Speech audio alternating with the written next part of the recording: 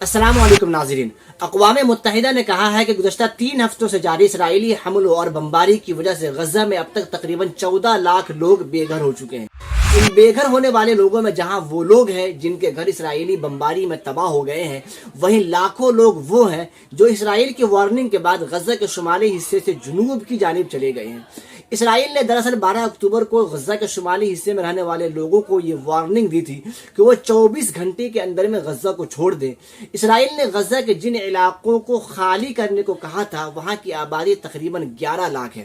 اسی لیے اقوام متحدہ اور کئی عالمی اداروں کا یہ کہنا تھا کہ اتنی بڑی آبادی کی نقل مکانی ناممکن، لیکن اسرائیل اپنے کمنٹ پر ڈٹا رہا۔ چنانچہ 12 اکتوبر سے وہ مسلسل ان علاقوں پر بم برسا رہا ہے۔ ناظرین، اب سوال یہ پیدا ہوتا ہے کہ آخر اسرائیل ان علاقوں کو کیوں خالی کروانا چاہتا ہے؟ تو اس کو سمجھنے کے لیے اس علاقے کی اہمیت کو بھی سمجھنا پڑے گا۔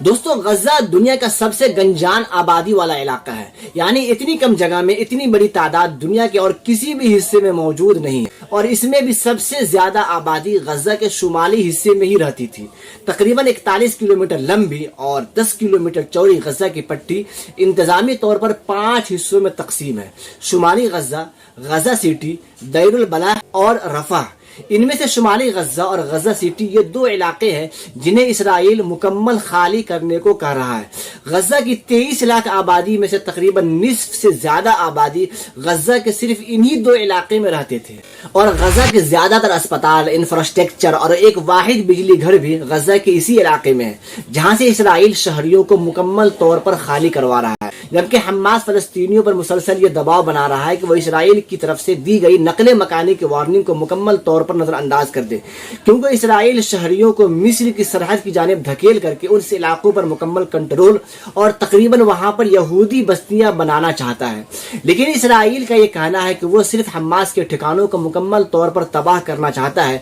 کیونکہ اسرائیل کا یہ ماننا ہے کہ حماس کے زیادہ تر ٹھکانے غزہ کے شمالی حصے میں ہی ہیں۔ ناظرین، اسی ہفتے کے شروع میں اسرائیل کے ایک ترجمان نے کہا تھا کہ جو لوگ وارننگ کے بعد بھی غزہ کے شمالی حصے میں رہیں گے انہیں حماس کا ہمدرد تصور کیا جائے گا، یعنی اس پر بھی بم برسایا جائے گا اور اس کو گھروں کو بھی تباہ کر دیا جائے گا۔ ناظرین، یہ بات بھی آپ کے ذہن نشین ہے کہ حال ہی میں تقریباً اسرائیل نے غزہ کے جنوبی حصے پر بھی بم برسایا، جو کہ مصر کی سرحد سے صرف 10 کلومیٹر دور خان یونس کا علاقہ ہے، جہاں پر کئی اپارٹمنٹ کی بلڈنگیں زمین دوز ہو گئی ہے۔ تو یہ بات مانا جائے کہ اسرائیل کی نیت ٹھیک نہیں ہے۔ پچھلے 75 سالوں کی تاریخ کو آپ اٹھا کر دیکھ لیں کہ جب بھی کوئی بڑی جنگ ہوئی ہے، اسرائیل ہر جنگ کے بعد فلسطین کے کسی نہ کسی علاقے پر قبضہ کیا ہے۔ تو یہ آپ مان سکتے ہیں کہ اس جنگ میں بھی غزہ کا شمالی حصہ اور غزہ سٹی، یہ 2 علاقے اسرائیل کے قبضے میں جا سکتے ہیں، یعنی مکمل کنٹرول فوجی اعتبار سے بھی اور آبادی کے اعتبار سے بھی، جہاں پر یہودی بستیاں بنائی جا سکتی ہیں، اس اعتبار سے اسرائیل ان 2 علاقوں پر مکمل کنٹرول کرنا چاہتا ہے۔